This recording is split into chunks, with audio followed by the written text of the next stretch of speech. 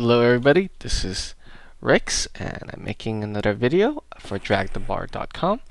I'm making a series on how to 30 table like a pro. So in this series I will show you the tools you need to play 30 tables, including Hem, which is Holdem Manager, a tool that will be used to track down your opponent's stats. I will also be showing you guys how to obtain and use a couple of scripts so that it will make the actions easier and make things faster for you. So although the title is called how to 30 table, you guys can do fewer tables, like say 15 or 20. I've played as many as 40 tables, but I haven't done that in a while. In fact, I haven't played on Poker Stars for a while, and I will be a little bit rusty in this video where I will have several misclicks as well as making several mistakes due to the time and me not using the software enough, so I'm not really used to the program. So, but that's okay because I'll be able to discuss the video and point out the mistakes that I didn't make, and so it's better for you guys to learn from my mistakes than for you guys to make them yourself. So let's begin. So I'm setting up a bunch of tables. I don't know how many I have running at the moment. I'm guessing like 8, but I'm continuing to register. What I do is I stack my tables all on the bottom left, and if a table requires my special attention, then I will move my tables either to the 3 corners of the video, whether that's top left, bottom right, or top right. I normally just stack them in order to make the fold button a lot more accessible, because that's what I'm going to be doing the majority of the time, is just clicking fold, fold, fold, fold, fold. And if a hand that's interesting, then I'll pull it up to one of the corners in order for me to play. So, and I do that by obtaining a script, which I will show you guys later on.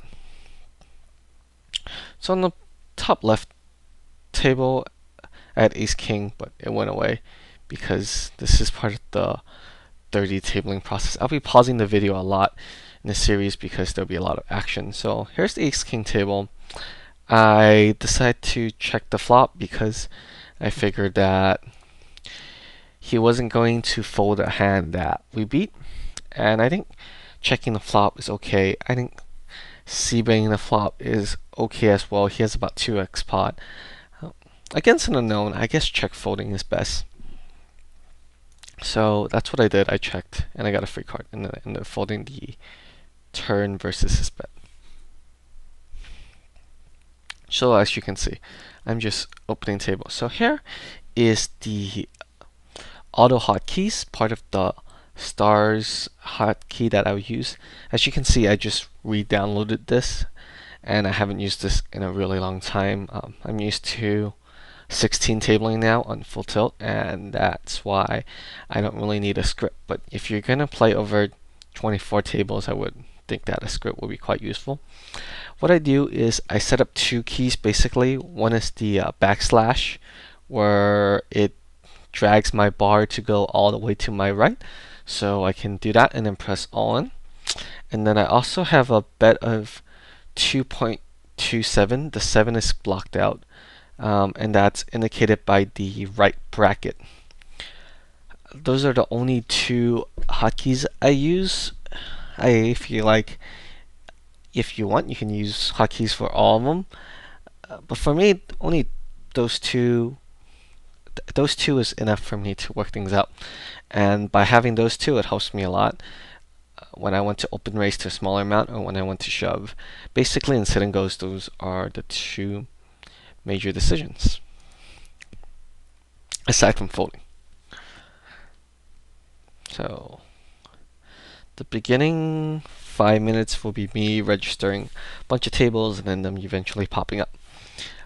Here with the a6, I think limping there was fine, but I elected to fold, which of course is also fine. I had this table was running for about 5 minutes or so before I started, but 30 tables takes a while to load. And I'm going to continue to stack them and load them. I heard Table Ninja is a pretty good tool to start up the table so you don't have to do them yourself. So that's another option for you mass multi-tablers, if you so choose. I don't play enough for me to justify using it.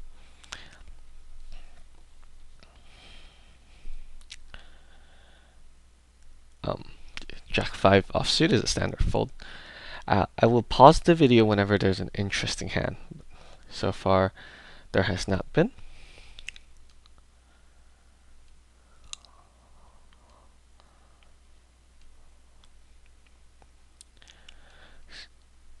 So, the program I use to drag the video is basically I set 4 keys on my. Here's the site I'm pulling up, is to show you guys the stars hotkeys script, the one I just showed you guys a couple minutes earlier. This script is completely free, and you can see the URL on the top. And all you have to do is type that into your screen, and you can download the script if you want for free. I think it's really good. It's free. You can't go wrong with it. And yeah, go ahead and use it if you want to make your plays faster. It will be a bit awkward for you in the beginning as you're trying to learn it, but within a week or so you will really love it. It's kind of like how Holdem Manager is new to the beginning. Some of my students never heard of it or never used it, but within a week you'll love it. You would think that you can never play poker without it ever again. So here's the link, and you guys can let me know how well you like it. I didn't make the script. This guy Wix makes the scripts, and I think he's pretty cool. On our top left table, we have pocket jacks, and we open pre-flop. There's someone who was short and decided to go on, and I also got 2 other callers, one from the big blind and one from the button. We flopped an overpair. We should be betting this for value because we likely have the best hand. If they make a play on top of us, I will likely stack off against the big blind because he's an unknown. But if the button raises us, I will likely fold because I would just assume he has a set or something that beats us. He seems like a regular with a 26-22 stats, so I'm not really going to mess around with him. I think the worst case he can have if he pops us on a flop is like 9-8, which has a pair and straight draw outs or flush draw or something. So I'm not really looking to get it all in against him. But if Muffled Dog continues to call us down, then we're going to do bet, bet, bet because we're likely to have a best hand. And if he has, say, a hand like Ace-10, he's never folding. And so we want to extract as much value as we can. And then we do c-bet. We c-bet 130 into a 250. Or into a 190. I think we could have c-bet a little bit bigger, but there's no biggie. I c-bet the turn again. I think the queen helps his range slightly. If he has, say, like a 9-jack or a 8-10 or a 8-9 or whatever, now he picked up another straight draw along with his pair. If he has a flush draw, the queen likely gave him some type of straight draw. So the queen is not a bad card for him. I just don't think he has a queen in his range very much. In order for him to have a queen, he would need to either have king queen or jack queen. Sometimes ace queen if it's weird.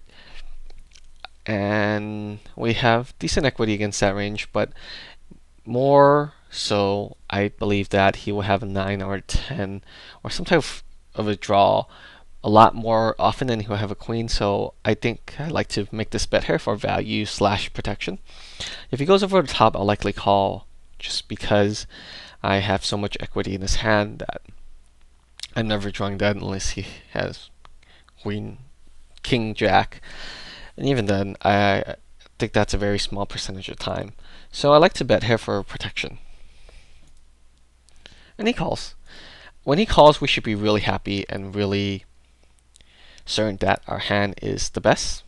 He insta calls, so in my opinion, he has like a pair in a straight draw here always, or some type of mega draw that he's clearly not folding, but not good enough that he wants to go on against us. So on the river, I think that a check behind is fine, given that the backdoor flush hit on the river. I don't hate a shove. I think that's okay as well. Yeah, I think either play is fine. If you want to go for thin value, I really don't mind a bet. I think we have the best hand here a lot. I think what ended up happening was I did value bet and he folded.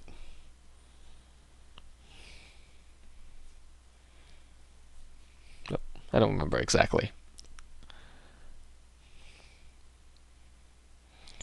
With the ace jack off, I don't like a raise here.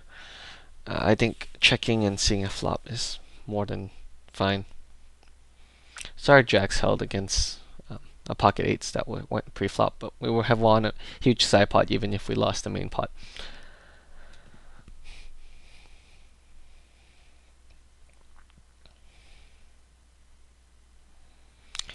Here with the 6-8, we have a trips. We have trips, and given that the hijack position limped to us, it's possible that he has a hand that beats us, like say pocket tens or a better six, but that's really unlikely, and we should be thinking about how to get our stack in and how to get as much value as we can. Value betting is the single most important concept in the early stages of setting those, and that's what we should do, is extract as much value as we can. This guy's an unknown, and he's limped 2 out of 3 hands now, so I'm going to assume that he's a bad player. Super small sample size probably doesn't mean much, but in general, an aggressive player will not limp this much. So I'll likely just bet or check raise. I would definitely try to get as much money in as possible. In this case, against this guy, I'll likely just bet, given that he probably doesn't have much. He's probably not aggressive enough to bet, and I think in order for us to check raise a big hand like this, we have to have a read to say that they are very capable of betting and leading with air because they're bluff happy or whatever. But aside from that, I think it's best for us to just lead. So we lead. Here we led for 70 into a $50 pot, and I think that's totally fine. We want to bet more to build the pot for later streets because it's an geometric growth. The more we bet now, the more we can extract from the later streets. So I kind of like my bet sizing there.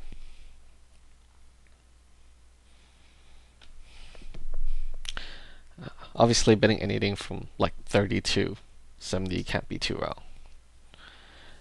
I wonder what he does. He raises us, he min raises us. I think this is a good time for us to 3-bet. There's no reason to slow play. The 3-bet sizing doesn't really matter that much. Anywhere from 2.5 to 4x is fine. The 7 gives us a straight draw as well, and the likely hit is range if he has a straight draw. If he has a 10, this is also a good card for us because now his 10 is still the biggest pair, quote unquote, or so he thinks. So that way, even if he has a 10 or say jacks or queens, something that he played weird, will now appear to continue to be as strong. We didn't want the turn card to be an ace or king to scare him off, but the 7 is a fairly friendly card to us. The only combination that beats us are 8-9 or a better 6 or pocket 7s, which is again unlikely. Given that we only have a little bit over our pot size bet left, we should definitely be betting and trying to get this in. My best sizing here really doesn't matter. I think a shove is okay. I think betting like 500 or 600 and shoving the rest in is okay. You can't really play too wrong with the presumed nuts. So decide to bet 550.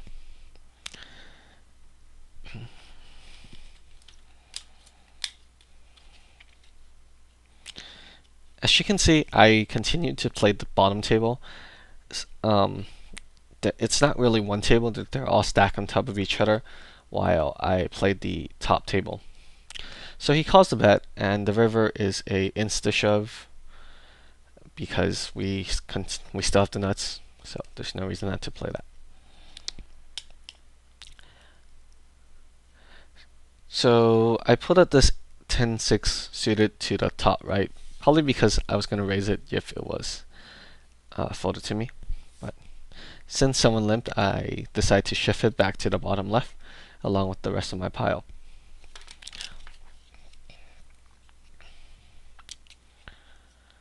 More tables continue to load. With the queen high, I'm not even going to take a stab. I'm going to check fold, and that's a totally legitimate play. Ace queen is a pretty good hand. I normally like to raise with hands like ace queen, ace king, or pairs in the early stage of sit and goes. This is mainly because people play worse queens and worse kings and worse aces, so we have great implied odds with these hands. If I hit top pair, I'm likely stacking off against someone that doesn't have regular stacks. So if their stats are something like a 40-15 over the first 20 hands or so, I'll likely get it all in if I flop an ace or a queen here. But he folds, so there's no action. And more tables continue to load. In a few more minutes, you guys will see that the table goes really, really crazy when I start playing more and more tables.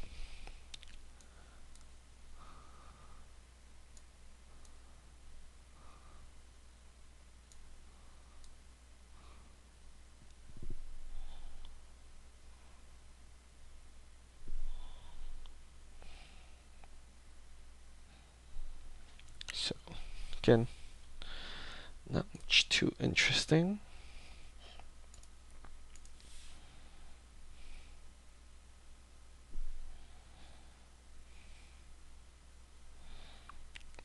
With the Jack 3, it's a small blind versus big blind. I don't mind taking a stab because our hand has no showdown value. I also don't mind checking and giving up and picking for a better spot. He checks again on the river. I think I would like to see myself stabbing, but I guess I checked and gave up. I'm not sure what I did.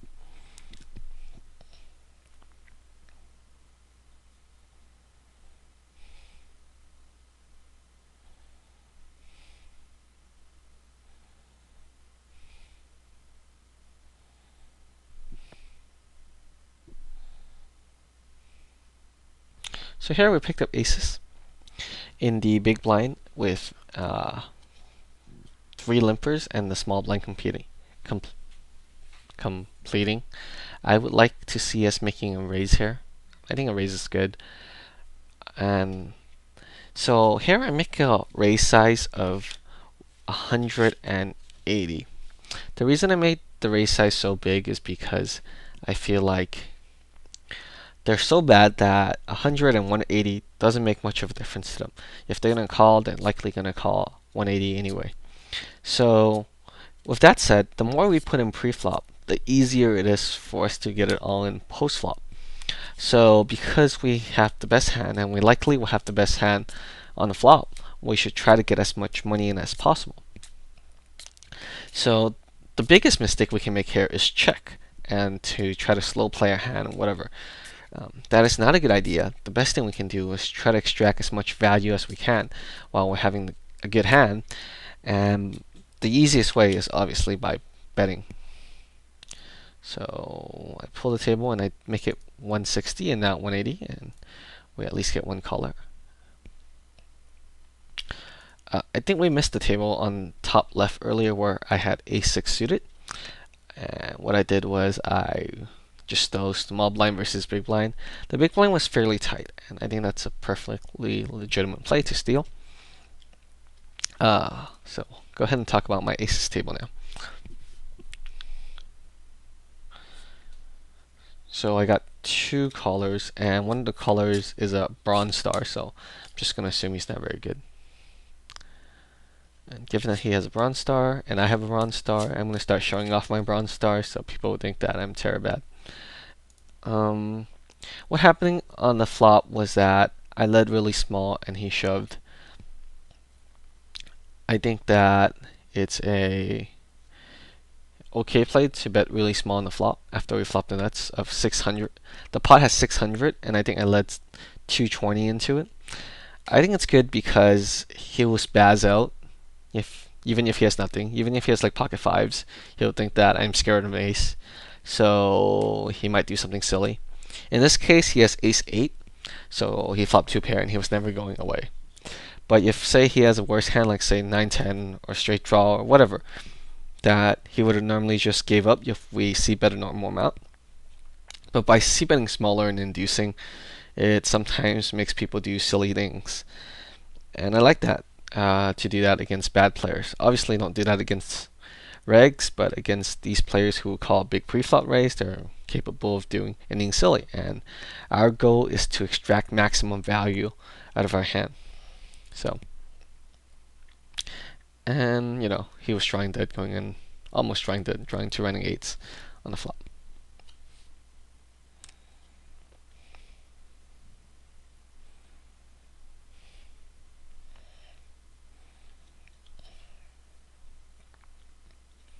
So I think we doubled up on a couple tables, which we're pretty happy about. Here with the King Jack offsuit, I think this is a good spot to open, given that the small blind and big blind are both tight. This is a good spot to open because we'll likely take down the blinds, and we'll be fairly happy to take down the blinds. Also, our hand plays fine post flop. If you're not that comfortable playing post flop, I think folding here is fine. But this would be a standard raise. I think I folded because I was trying to fix this VIP thing where I would show my VIP status to others. When someone's a bronze star, or a silver star or something, I automatically assume that they're not very good. Obviously, there are exceptions.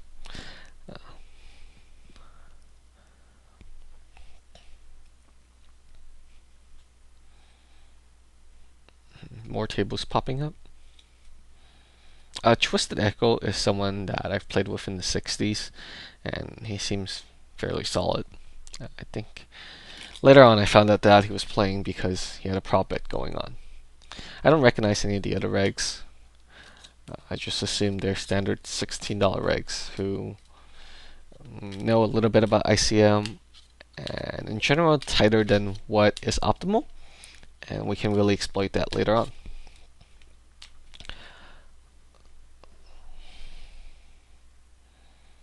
I think my 30 tables are almost all loaded, as you guys will see later. Here with the pocket fives, given that there's a raise early position and there's a caller, I think for 100 chips here, calling is okay to set mine. However, keep in mind that the big blind has only 350 in chips. So given that the big blind is short, he is capable of shoving here. So I don't mind a fold. If everyone had a 1500 stack behind me, I would likely call here to see a flop. And hope to hit my set. I'll almost always double up every time I hit a set here. So I think this is worth the play. However, again, because of the shorty, I will likely just fold.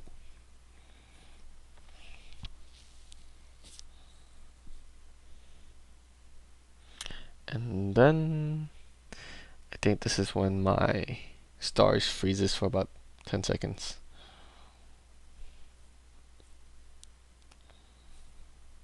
Okay, it's back. Here we have ace 4. Sorry, we have ace king offsuit, and we decided to 3-bet pre-flop. I think 3-betting pre-flop here is standard and good because we have the best hand a lot, and a lot of times they just fold. He opened a really awkward size. He made it 120 and I made it 600 back at him. I think that I made 600 so that way I can just shove any flop. On the top left table, there's a limper, and that's why I raised to 90. It's kind of an ISO raise, but a really weak ISO. I'm almost begging him to call with his weaker aces so that I can stack him should another ace come.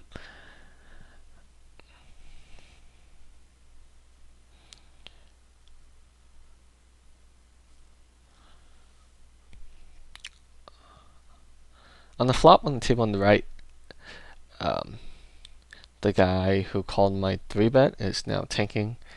If he shoves here, we are forced to fold. But he makes a really, really small bet of 160 into a 1.25k pot, and he has 700 behind. So, in my opinion, here he either has like the nuts, which is a set, or a hand that he doesn't really like, and he's just dabbing to see if we have a pair, and any pressure we put on him, he's gonna fold. And against most of the draws he has, we are ahead. So our hand doesn't play that well, and it's really cheap for us here. So I elect to shove. And this is when my Poker Stars freezes a little. That's why I popped that up. But now it's back to normal. Okay, here we have the Ace King on the top right. Notice how I pop the tables to each corner as they are special hands that require special attention. And normally I just stuff them to the bottom left if I want to fold, and this is really efficient, and I'm really thankful for this program that I have that allows me to do so. So Ace King standard 3-bet. I make it 240. It folds back to him and he snap calls.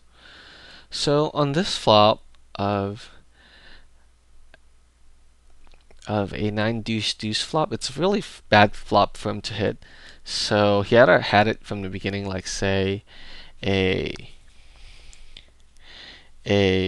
pocket pair, or a hand that beat us, which is very unlikely, like say a bigger pair that dominates us, like kings or aces. Against a small pair, we have outs again, so I'm not too worried. The deuce deuce 9 board is not as good as say a 9-9 deuce board. The reason being that a 9-9 deuce board, we can say if he has pocket fives, we can hit 2 pair to beat it. What I meant by that is 2 pair that hits the board. Whereas now, if it came runner like jacks, then we can't beat his pocket fours or something. Whereas if he had pocket fours and the board was 9-9 deuce and it comes jack jack, then we can still beat it. It's not a huge difference. It's something to note. If he shoves on us on the flop, I'll likely just fold.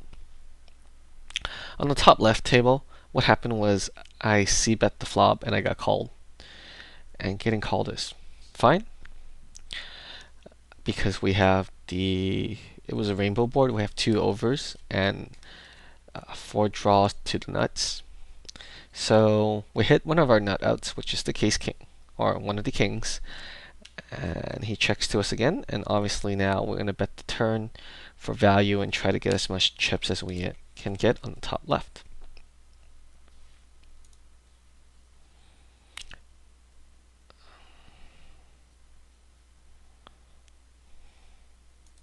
So we bet and we got a call on the top left. And we just shove the river. Really standard play. And if he calls us, we're pretty happy. Even though the flush hit the river, it's still very likely that we have the best hand. And there's no reason for us to do anything except for a bet. And he folds to a river shove.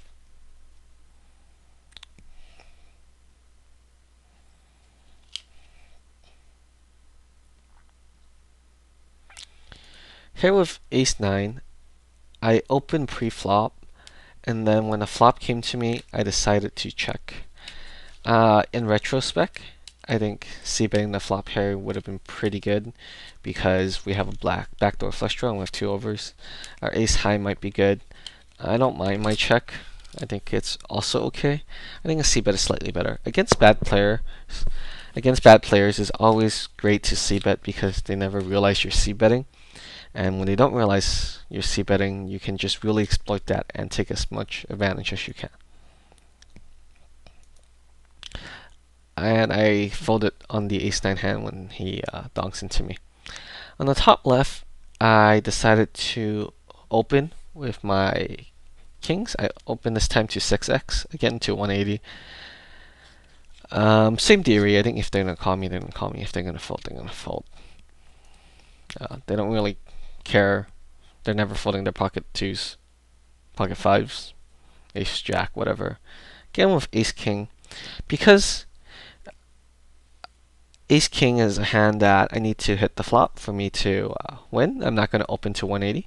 Another great thing about opening to a big size like 180 is that people always put you on something like ace king or pocket tens or whatever. So if you hit an ace, they're gonna be like, oh look, he has pocket tens. Now I'm gonna try to take the pot away from him. Or if you have ace king and if you have kings and a flop comes like 10 high, then be like, oh look, he has ace king. So my pocket five's got to be good, and I'm gonna try to stack against him.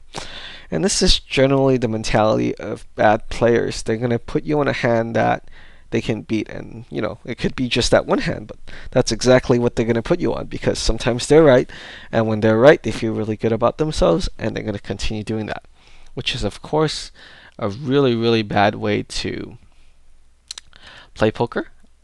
It's really rare that you will have the hand that he's thinking you have, especially you're basically turning yourself into a calling station, which is what we don't want. So because we're playing against a bunch of calling stations at these limits, with our hands like ace king, we want to play it for the true value and raise a small amount that we can get it all in with when we hit a good flop. Whereas with kings or aces, we already have such a good hand that we can afford to make a big pre-flop, because almost any flop we're willing to stack off with. So on the flop, we hit the nuts after we bet 180 and the big blind calls. The big blind is kind of a tight player. He's a 4-0. So that leads me to believe that he has a fairly strong hand, maybe like 8s or better, and then like ace jack or better. Now he's clearly not very aware of positions and any of that, so it doesn't matter. He's just a really, really tight knit over the first 23 hands. But that's okay, because we flopped the nuts here. I don't think he has pocket sixes here like ever, because he might fold pocket sixes pre-flop, and it's really hard for him to have that one last combination to hit both sixes. I'll be fairly happy to get it all in here. So now the question is, how can I do so, right? We can either do like a smaller bet to induce, like a 150 bet, or we can bet about 250 or 300, which is more standard bet. In this case, I prefer to make a more standard bet, because this is not the aggressive making a move type guy. I think this is a really tight player. So if he has 9s, I'm just hoping for him to put me on like 10s or something and get it all in. I don't think this is the type of player that will ever fold like queens here. Or he might. Sorry. He might fold queens. But if he has like ace king or king queen, he's never folding. And I decide to do something silly and make a small bet, which I really don't like. I prefer to make a more normal size bet against this guy, because again, I don't make him for a very aggressive player. Against a more aggressive player, you can try to induce, but against this guy, I don't like my move here.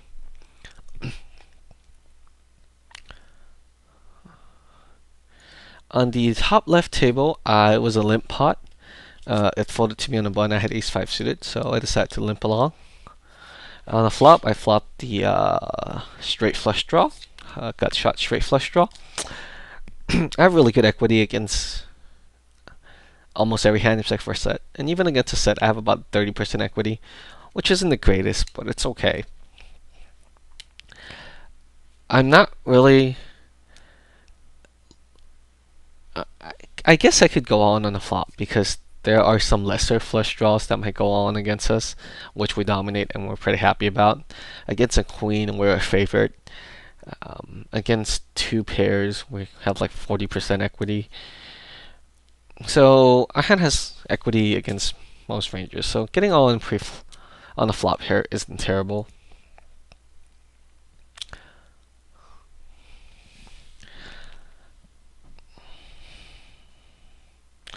And I'm facing a bet on the top left table with my ace-5. Someone makes it 120.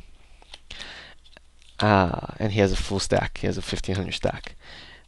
In this case, I would really prefer to see me flatting here because I want the other two people to come along for the ride. I have enough flush draw, and I want to keep the smaller flushes in and coming playing with us. In a heads-up pot, I think a raise here is fine, but given that it's four-handed, I kind of want to keep it small, see a cheap turn, and go from there. But I elected to raise because I'm kind of silly, which isn't horrible by any means. You can't make that much of a mistake by raising here, but I think flatting is slightly better. With the queens here, I think this is a better spot to flat than this to 3-bet. Twist Echo is a reg, so he's not going to get it on here with like jacks against us. So 3-betting basically makes him play optimally against us. And when we face with 4-bet, I feel like we're facing a range of Ace King plus and Queens plus, which we're behind that range, and makes a 4-bet really crappy for us. And the truth is, if we 3-bet here, he's going to fold a lot. I think with all that money, 3-betting is okay. I think also flatting here is okay. But if I 3-bet, I'll likely 3-bet fold. I don't know what I did. I think I flatted. With the king's hand, I made a silly bet, and he folded. So it didn't really matter what I bet.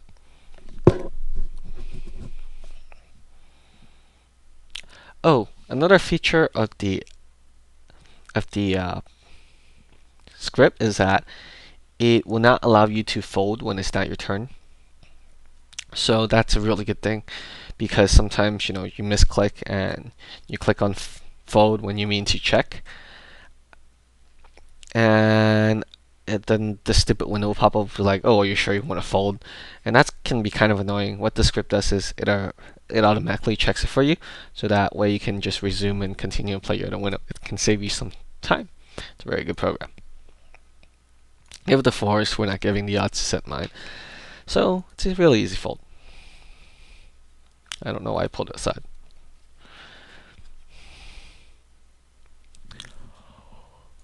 On the top left table, he repopped this on the flop, and we got it all in against him. We ended up sucking out without ace-5. We had about 40% equity, which wasn't bad, but I think flattening the flop would have been better. Obviously, running good is the most important thing, right?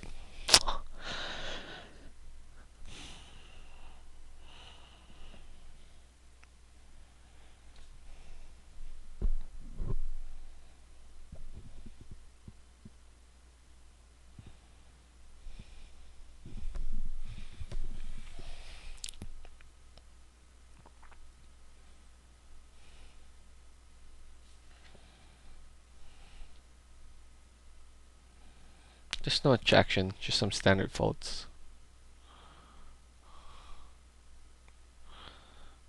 Notice how the table just pops right on top of each other, making it very easy for us to make our actions.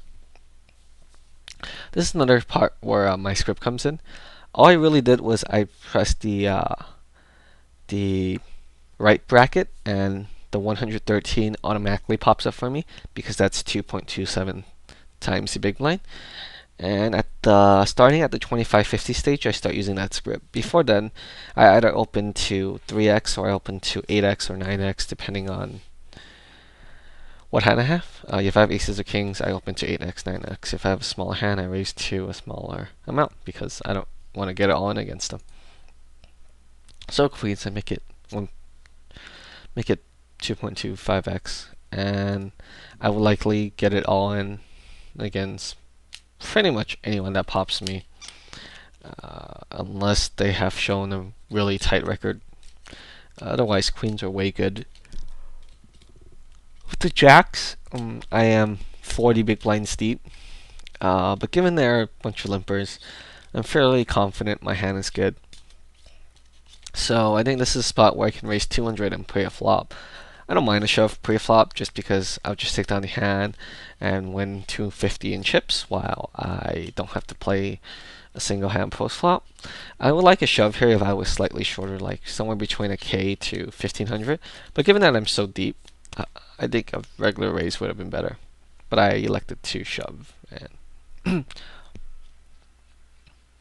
if they call, I'm almost always turning them ahead.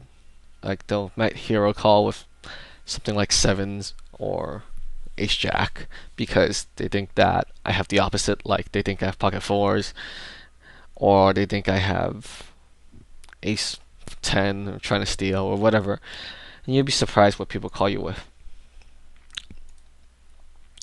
With the king 10 here, I flopped 2 pair. I think I completed the small blind. That's my most likely action. And then I just bet the flop, bet the turn, and bet the river to get all my money in. And he folds the river, but we still won like 700, 800 in chips, which is pretty good. I'm sorry that I'm missing some hands when I'm commentating because it's kind of crazy with all the action going on.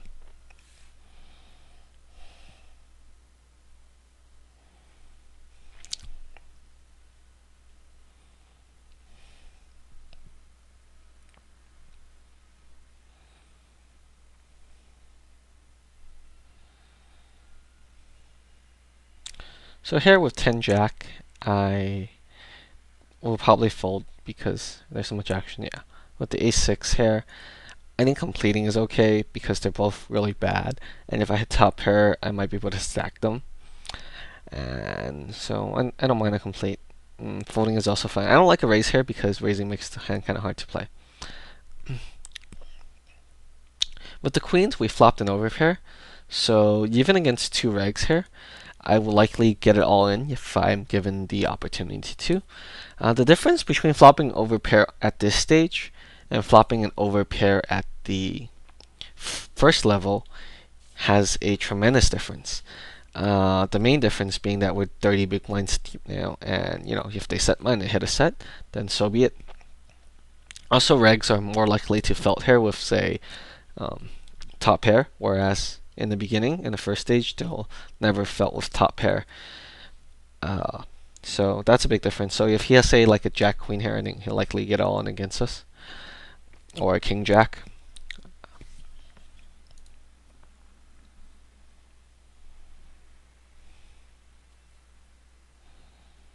And he folds.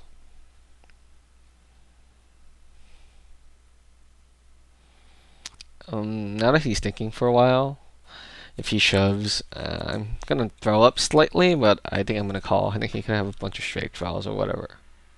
There's no reason for me to believe I'm beat. Here I have ace king, and I make it a smallish raise to 60. Again, for the reasoning I've already mentioned. I think he folded with the pocket queens here. Hand. With the ace king, pretty standard raise. If I get re-popped here with ace king, given that they're regularly 30 big blind stack, I'm never folding. I'll likely just get it on. With the ace king here, I made it 60 and then I c-bet to 80. And he calls me. So I'll likely just give up here. There's no reason for me to fire a second barrel. And that's what I did. Okay, so lastly, for my last hand, for part 1 of this series, I will talk about how my pocket tens on the top right. There's a guy who just lost a pot, and he shoves all in for 17, 18 big blinds. At the 15, 30 level, I have a massive chip lead at 4K. I have pocket tens. I think this is a spot where I can just fold because I'm fairly confident about my stack. I certainly don't hate a shove because